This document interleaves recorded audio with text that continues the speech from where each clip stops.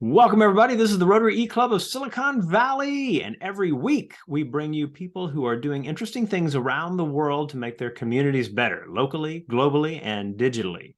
We're part of Rotary International, 1.4 million Rotarians and Rotaractors in over 36,000 clubs, making that job of improving the community something that we live to do and have fun doing it. Our club, the Rotary E-Club of Silicon Valley, is both an online and asynchronous club, and we are a club with members strewn across 12 countries and spanning all sorts of different political, religious, and other divides as well. We love the diversity that we are able to bring to our club and to the speakers that we get to share with you as the viewer. On the way into this, either if you are on the YouTube page beneath the YouTube screen in the comment section, or if you are on our meeting page at siliconvalleyrotary.com or rotary.cool, then you will have already seen the introduction for our speaker. Kavita Vemuri, it is a pleasure to have you visit our club, and we are really excited to hear your story. Thank you very much for being here. The mic is yours. Thank you. Thank you, Restrum. Thank you, Mayor, for making this happen. Very happy to join, share what we've been working on, what my students are working on, what our interests are, especially in game for urban planning as a serious game. So seriously, I'm into it. So I'll start the presentation. I'll just share my screen. There we go. All right. So just to give you a brief introduction about why we started off with negotiations and why urban planning. I come from a background of cognitive neuroscience and how people negotiate spaces. How do we engage as civilians in something that the government is planning or somebody, an NGO is planning, is a very important aspect of the decision-making processes, the choices that are available, and how individual differences arise, and what is it that they consider for these individual differences. So that's how we actually started this. Using a game-like paradigm is because of everything that a game brings into any negotiation, any kind of an engagement, any immersiveness. It brings in both the entertainment aspect, but it also brings in the ability to take a role, to be somebody else, to put yourself in somebody else's space. So that's the genesis of this project. So we actually looked at negotiations and consensus. How do you actually build a consensus? It's not so much it's not an activist kind of an take, but it's actually to say, how do we actually negotiate and bring consensus? So why do we need consensus? If you actually look at anywhere across the world, and I'm just giving you examples of happenings in India, there are protests by civilians, whether it is to bring down trees for road widening or breaking down homes because suddenly the government decides that they have to widen the road. It's not to say that development is not required. It is to say, actually, why are they not being consulted before? Why is this path, this narrow path to actually reaching out and asking them, give us a plan. This is what we want to do. This would help you and help us. But you give us a plan or be a part of this planning process. And all of us know that anything that is actually thrust down on us, we won't take it. Okay, simply because it is something that we have not agreed upon. So you have protests across the world, and I'm just sharing you what happens in India. Residential properties, trees widening, everything. I think half the time many of us spend in these kind of protests rather than actually doing our job, and we shouldn't be actually doing this. I mean, we shouldn't be actually be on the road taking a day off on a Sunday protesting, because that's not what we paid our taxes for. Is development bad? No, I mean, sorry for the very low resolution images, but development has happened. This is my own city that I'm currently residing in. 2001 to 2021, you can see the number of flyovers, changes that have happened. This was the iconic building that started the IT and information and technology industry in Hyderabad. And then and now you can actually see how it's developed all across. So in a way, we can always say development is good because it brings in economy, it takes the it changes the social strata and economic strata of the country, and no civilian is actually against it. I mean, that's the misnomer. They always consider all activists and protesters to be those who are against development. It's not being against development, it's against developing without consensus. So what do we look for? We look for transparency, fairness, scientific and viable solutions, and a coordination within government departments. And this is particularly relevant to in India, because different governments, different utilities come under different departments, and there's some coordination problem amongst themselves. So you have somebody who lays a road, and then there's another department which comes and digs it up within a span of 2 weeks. So this is what we look for. And after all this leads to a good master plan, whether it's at the state level, whether it's at the urban, that's a city level, or whether it's at the village level. And this master plan needs consensus from property owners and citizen groups, which is usually ignored. Most master plans are drawn in somebody's office, architects draw it, governments okay it, and then it's all done, and then it is just released to the public, and then public have no choice but to actually go out and protest. Okay, so this is just exactly what we want as a country. So in our game idea, we considered an extreme form for development, and that's slum. What is a slum? In the world, the definition I have given here, but in terms of image processing and geospatial processing, any tightly packed area where the density of houses is high, a number of residents are higher per square mile, and less of green space. That's a new definition now. And of course, utilities and cost of living. So I'm actually showing the extreme left is a screenshot from Dharavi. This is the largest slum in Asia, and it's situated in Mumbai. And this is from Brazil. And the one on the right is, again, this is New York.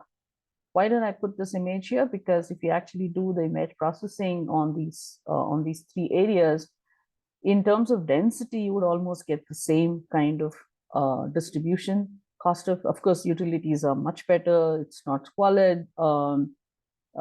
It's not so such a miserable living conditions, but I should talk to a New Yorker to actually get that confirmed. It's overcrowded, and if you look at the square feet price for Dharavi and for New York, they're almost comparable. That's because of its location. Dharavi's location is in the prime area in Mumbai. It's around 563 acres, and it's almost 38,000 rupees per square feet. That's the land price now in Dharavi. Okay, so it's prime property. So what was our game design? The objective was to actually build consensus through negotiation, price negotiation. We didn't get into social negotiation, but we just stuck to price negotiation. We based it as a win-win game. That means both sides win. And we aimed the game to actually flow so that both the sides win. And it could be a 2-player or a multiplayer setup. There's a role-playing game.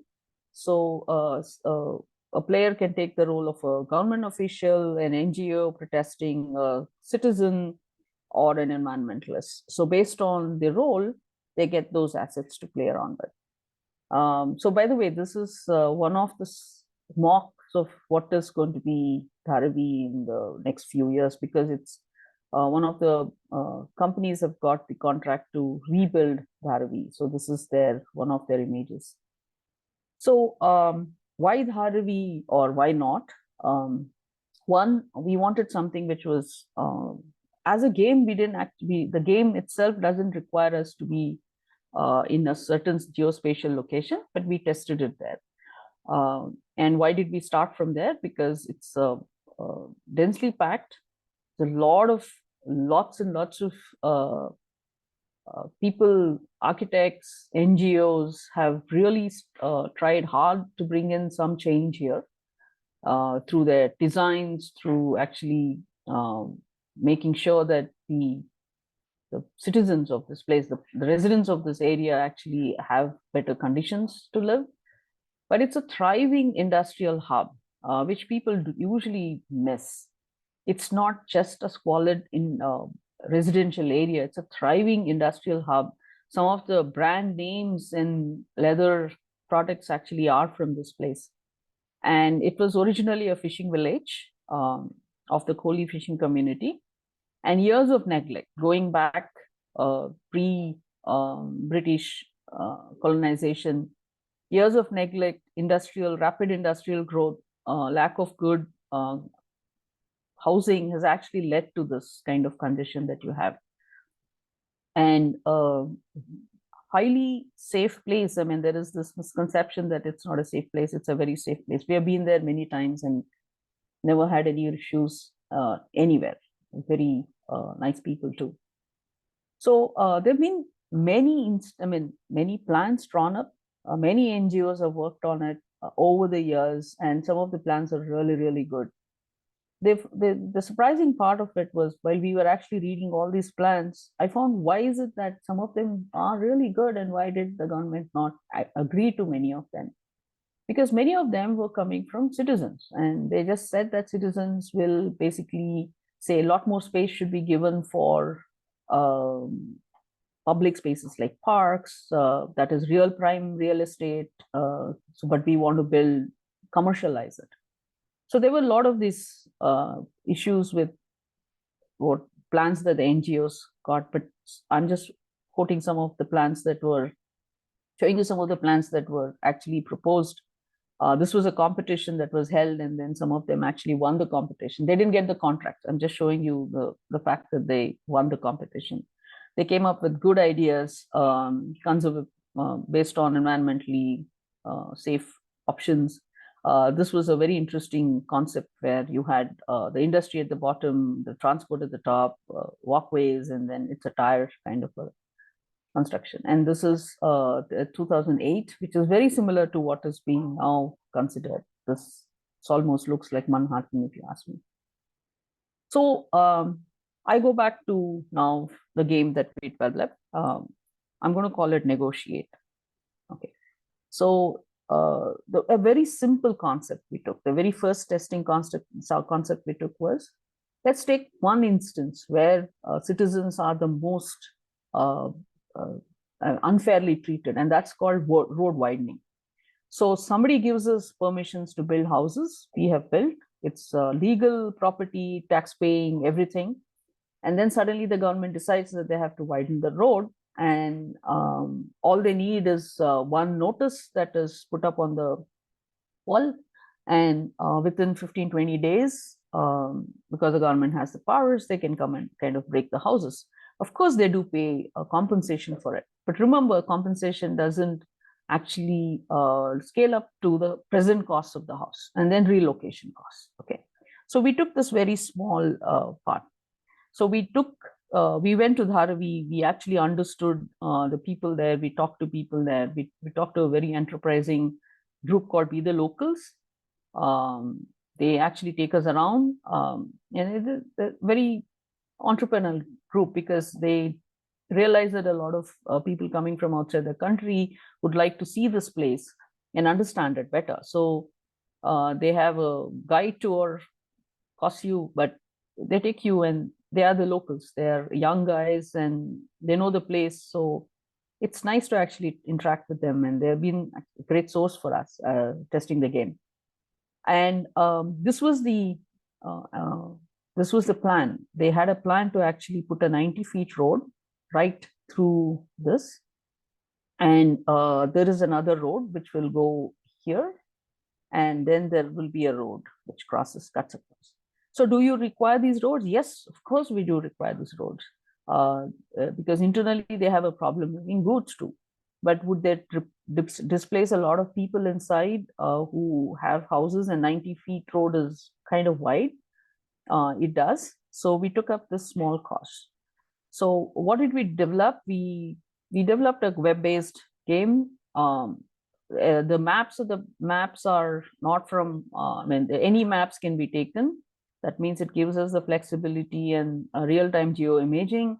And we overlay objects like roads on it. And then the gameplay itself is on this real map. We can mark buildings, infrastructures based on government survey details. They can be tagged, color-coded, and classified as either government, non-governmental, or private houses and shops. Okay, so who does this part of it? So if you're taking a role-playing game, and you could be a government official, and you actually tag this, and non-governmental actually tag the places of worship or parks, and the private citizen role player will actually be tagging houses or shops. And price negotiation should be conclusive. That's the one rule that we had in this game. That means you cannot say we will not sell, and the government cannot say we will not negotiate at the price level, because we wanted to actually take it to a conclusion. So these are screenshots of the game, and the whole code is on GitHub. So I think quite a few universities are using it now, because the underlay is anyway any map, and the rest of the parameters we have left it open. So you just have to change INR. This is for Indian rupees to dollars or pounds or euros. So you first have to say, what is my total budget for a particular road development? Okay, so that's what you need to actually first input. And then you have to put your property details. So we did this in two ways. One, we actually set it up ourselves and then let the person play. We did that in Dharavi because it was very difficult for them to understand how do you draw a shape, and the radial distance and cost per square meter.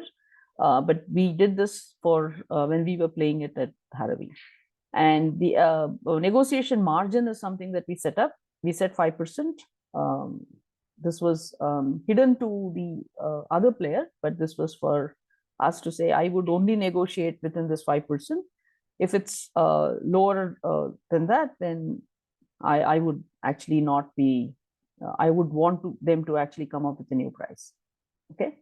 And like I said, you can mark your property and put a pin, and the green is government. So they can mark their property, and we verified these coordinates with the survey details of places that we had details about. The government actually gave us some survey details, so we marked some of them. And the pink, the ones with this pink is an NGO property, and we color coded them. This can be placed by locals, I mean the citizens who own this property, or by the government. Okay, so now what you have is properties that are tagged. So in Dharavi, everything was usually private properties, and this was the road that they were planning to build. The width of the road is what we got from details from their survey. And as you can see at the top, if you look at the menu path, we gave everything. You can draw your own path for your road. You can process it. Basically, we use path optimization. We start a negotiation, and then we ask for a safe path. Safe path is basically one which will have fewer conflicts, whether it's with a religious place of worship, which is right at the center of the road, right in the center of the road, or it's a school. And then we can also set the constructions cost and an option to increase the budget. So this is your setup, and this is a path that is drawn, a road that we would want to. And we run a path optimization programs, and then tell you what will be the actual cost for construction of this road at the present prices of construction of a road.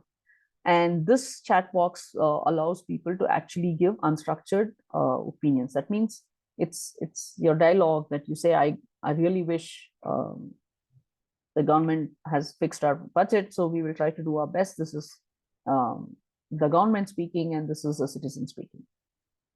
So options are given, and at every we actually calculated the cost for every segment, because that's important. This price here is there are some 8 or so zeros after this. This is just a number, and we actually highlight the pathway.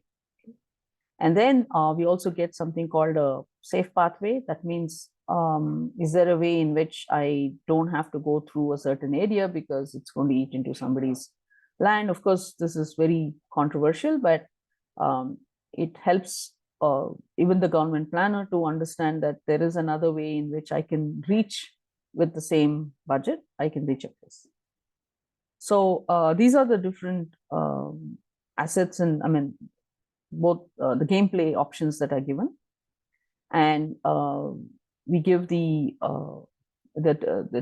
two conditions. One, in which the total construction cost and the total budget remaining as construction cost was so much, it includes the negotiation amount that was settled. That means for every property that you buy, you negotiate with the seller, and then you have to come up with the price, and that's actually included in the total construction cost of any development in India.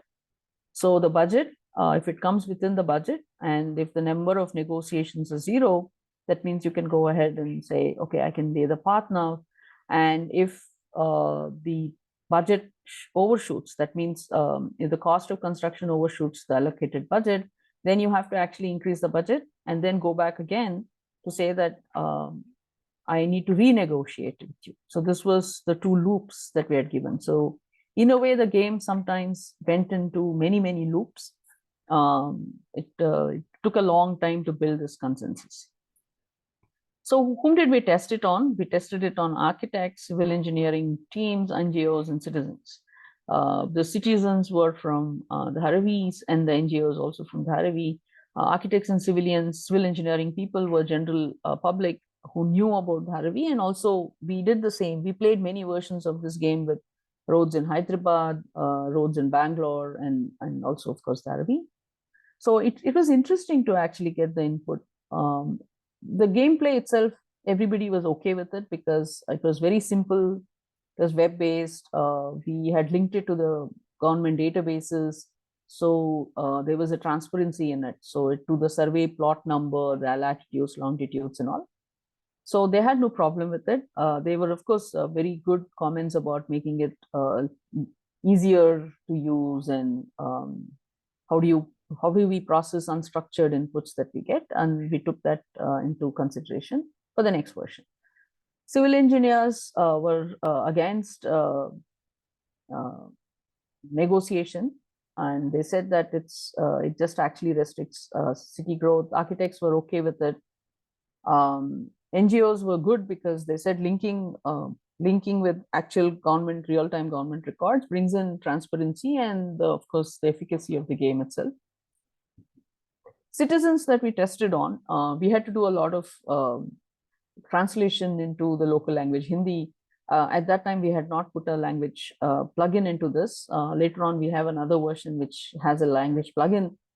But what they all said was they were happy actually playing the game. They knew that, of course, in real life, they would not be given a chance to be a part of the discussion. But at least they said that by playing this game, they kind of realized a few things about budgets and how much it costs to lay a road. And they felt happy that they were able to negotiate, or they could negotiate for property. And they also thought it was transparent, because I think one of the major concerns in all these kind of sudden developments and negotiation is influential people actually get to decide how the road goes. So sometimes when their property is on the way, You don't see a road very close to their houses, and somehow they seem to know it, and something happens at the back. So even the citizens of this area said it brings in transparency, because now I know what somebody else is negotiating for or what somebody else got. So that's the most important thing. And I think the takeaway message is this: citizens thought they should be a part of city building, and they just want to be heard. I think that's my key takeaway. If at all there is something that a game or any of these kind of interactive interfaces with government would work, is to say, let's be heard. And a game is a process in which we can make them be heard. And I think for me, that's my key takeaway. And I would like to acknowledge, if any of you are coming to India or already in India, please check out this Dharavi's Be the Local Tours and Travels. Very enterprising set of youngsters. Our tour guides were Fahim Vora and Ankit. Both of them are now have finished their MBAs in Australia, and I think one has come back and has his own consultancy firm. The other, I think, has settled in Australia. But they're all from the slum. They actually grew up in extremely testing conditions. They fought against the odds and they did this. And of course, my students, Karan, Jayesh, and Ravi. And we have a couple of papers on it. For the paper publication part of it, Alenka, who's reached out to me based on, I think we had just put this game up in some portal, and she reached out and asked me if you would be interested in testing this game both in Germany and writing up a paper. And I said, fine. I'm a bit lazy about writing papers, but it was great of her to reach out to us. And Paula from Utrecht, who's in language, she also reached out because she was interested in the processing of the unstructured inputs that we get. So I think that's about my presentation. I have a couple of links that I can share the whole presentation, which take you through Dharavi for those who are those who don't know about Dharavi. So, but you can just type now Google, and you can actually watch some of the very positive narratives from people who reside in Dharavi. So thank you, and please do contact me if you have any questions. I've also given you my personal email. Thank you. Thank you, Kavita. So lots of good material in your presentation, and as somebody who has been to Dharavi, it's very exciting for me to see the story that is built around it.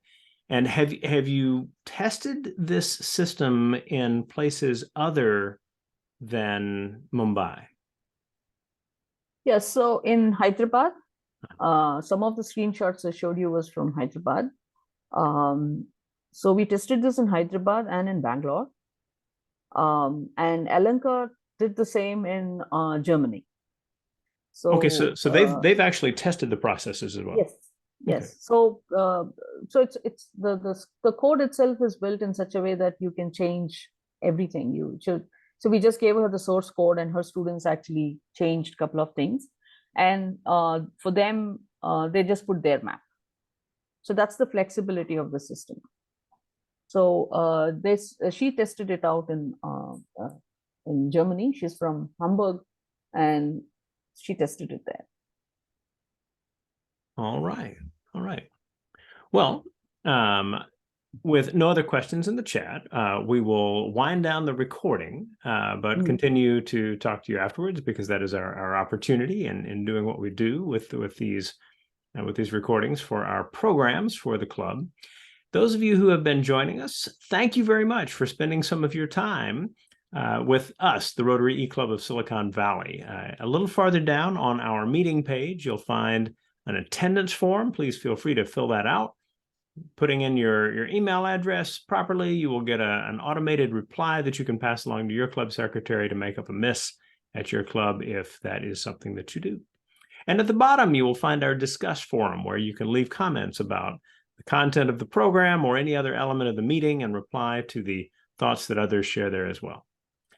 Kavita, as we always do, we hand it back to our speaker for the final word. What would you like for people to have in mind as they step away from the recording? Couple of things. One, to take citizens' input, especially in urban planning or any planning, because the cost of protests, the social upheaval, the time it takes to complete a project because of these protests, the court cases, is not worth it if all we can do is swallow our ego and all sit down and come to a negotiating table. It also brings in equality if you consider everyone, independent of their socioeconomics. And then another message is using games as a mechanism or an application or a format or a medium, whatever you want to call it, to actually help bring awareness about certain things. Nobody even realized that they could negotiate. That means they had an opportunity to negotiate. So awareness can be gotten by introducing these games upfront, like school time. So now we are using this game in schools. Some schools are using it just to build this awareness about pricing, cost of roads, constructions, and things like that. But we would want to develop it further to actually use it to bring awareness about all social issues, all civil issues, all issues. I think that would make us a better citizens, bring in the diversity, bring in the dialogue about diversity, which we don't want to talk about. Well, anything that empowers people to see that they can help make things better for the larger community is certainly welcome. And we thank you for joining us. We will see you next week. Thank you.